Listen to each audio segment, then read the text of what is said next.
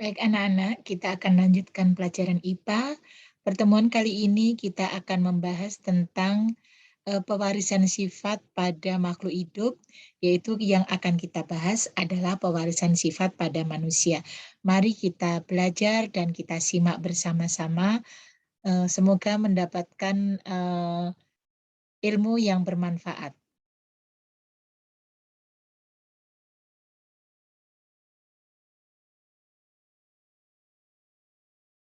Itu kita akan bahas pewarisan sifat pada manusia. Nah, di sini Bu tampilkan ada yang namanya kromosom. Kromosom itu yang akan mewariskan sifat-sifat kedua orang tua kita kepada kita semua. Oke. Nah, pewarisan sifat dalam pemuliaan dan kelangsungan hidup makhluk hidup yang akan kita bahas di sini yaitu materi genetika sebagai dasar pewarisan sifat. Kemudian hukum-hukum pewarisan sifat dan pewarisan sifat pada manusia. Ya.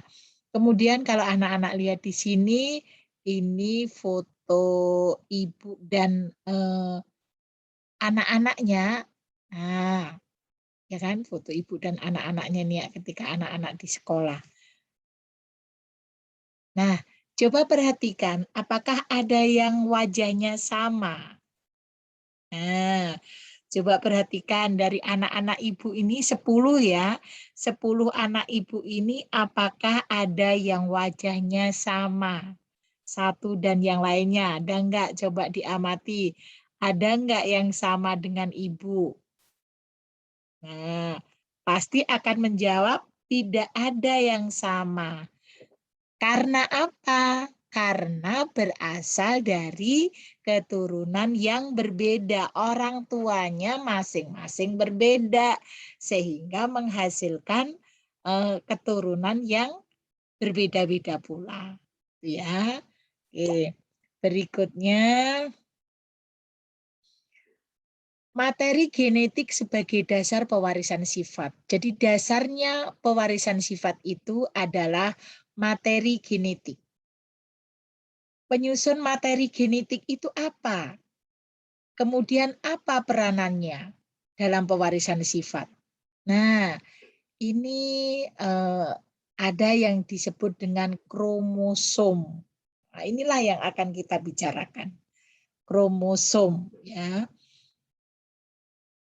Nah, penyusunan materi genetik ini tadi ada yang namanya kromosom. Nah, kromosom ini kalau digambarkan seperti ini. Jadi ada nukleus di dalam sel, kita itu terdiri dari beberapa sel. Di dalam sel ada yang namanya nukleus atau inti sel. Kemudian di dalamnya ada yang namanya kromosom. Nah, di dalam kromosom itu ada yang nanti bisa membentuk DNA, deoksiribonukleat acid. Ya. Kemudian ada histon, kemudian ada genre, ada nukleid. Nah, ini nanti akan kita warisin dari orang tua kita.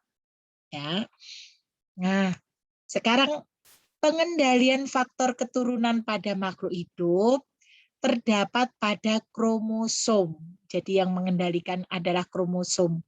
Kromosom adalah struktur berbentuk batang yang terdiri atas dua komponen molekul, yaitu protein dan asam nukleat ini loh. Ini yang namanya kromosom. Ya. Nah, ini ya kromosom kalau di dalam tubuh kita itu kalau digambarkan seperti itu. Kemudian bagian-bagian kromosom. Bagian kromosom itu apa saja? Tadi kan terdapat dua lengan ini. Ada yang namanya kromatid, benang-benang kromatid berbentuk apa itu berbentuk bulat kumpulan benang. Ada yang namanya sentromer ini di tengah-tengah ini sentromer. Kemudian ada mikrotubulus kinetokur. Nah, ini sekarang apa fungsinya? Kromonema adalah pita sama dengan pita yang terdapat pada lengan kromosom atau kromatid. Ini bisa. Nih. Ya. Kemudian sentromer, sentromer bagian kromosom yang menyempit. Nah, bagian ini yang tidak mengandung gen dan tempat melekatnya benang-benang spindel. Kemudian ada lekukan kedua, berperan dalam pembentukan nukleus atau anak inti ini di sini. Ya.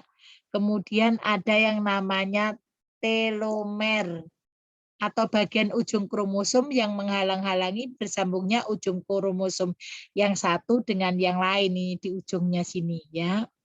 Kemudian ada yang namanya satelit, tambahan atau tonjolan yang terdapat pada ujung kromosom ini di sini satelit.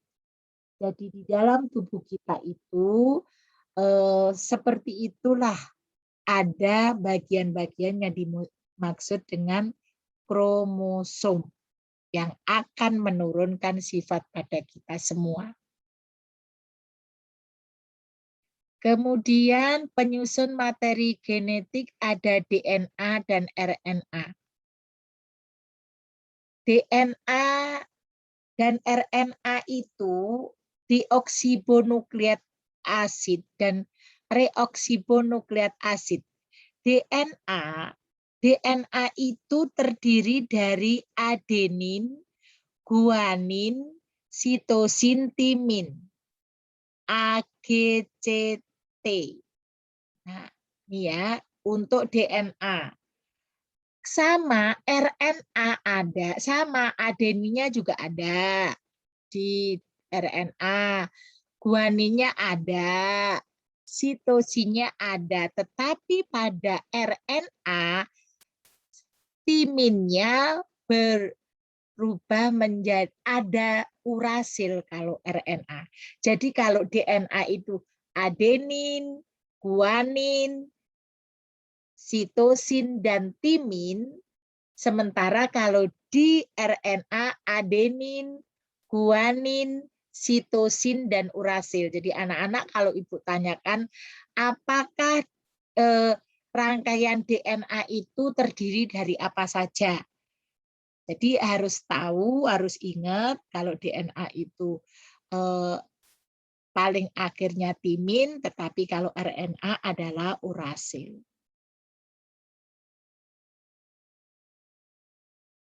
Nah, penyusun kemudian DNA, kemudian RNA. Penyusunnya gugus fosfat.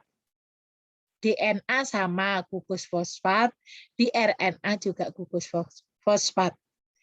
Kemudian penyusunnya gula pentosa. Kalau pada DNA deoksiribosa. Kalau RNA ribosa. Kemudian basa nitrogen. Nah, ini ada purin. Purin itu pada DNA adenin dan guanin serta pirimidin, sitosin, dan timin. Jadi di DNA basa nitrogennya itu ada purin dan ada pirimidin. Nah, tetapi purinnya ini adenin, guanin, pirimidinnya sitosin dan timin. Kalau pada RNA purinnya sama adenin dan guanin. Pirimidinnya urasil dan sitosin. Nah, ini yang harus difahami oleh anak-anak juga. Segmen DNA ini yang mengkode sifat-sifat tertentu yang dinamakan gen. Jadi gen itu di kodenya diturunkannya dari DNA.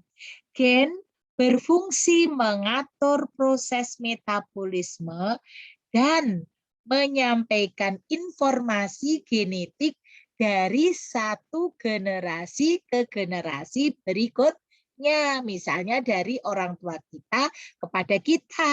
Itu akan diturunkan oleh yang namanya DNA. Makanya anak-anak kalau ada misalnya kecelakaan yang waktu itu seperti kecelakaan pesawat terbang gitu kan tidak tahu keluarganya yang mana karena sudah berkeping-keping maka diambil sampel DNA. Jadi orang tua Gen-nya, DNA-nya apa nanti akan disamakan. Itu akan kita pelajari lebih lanjut. Gen itu terletak dalam lokus kromosom yang tersusun berderet secara linier di dalam kromosom. Gen yang terletak pada lokus yang bersesuaian pada pasangan kromosom homolog disebut alel. Pasangan kromosom homolog serba sama disebut dengan alel. Jadi anak-anak ingat, penyusun materi genetik ada DNA dan RNA. Oke. Normalnya jumlah kromosom dalam setiap sel manusia adalah 23 pasang atau 46 buah. Dengan satu pasang diantaranya adalah kromosom seks yang menentukan jenis kelamin manusia. Nah, sementara 22 pasang yang lainnya disebut kromosom autosomal. Jadi, nak, pasangannya ini. Pria dan wanita memiliki kromosom seks yang berbeda. Kromosom seks pria terdiri satu kromosom X dan satu kromosom Y. Itu kalau laki-laki. Berarti simbolnya XY. Tetapi kalau wanita mempunyai dua kromosom X.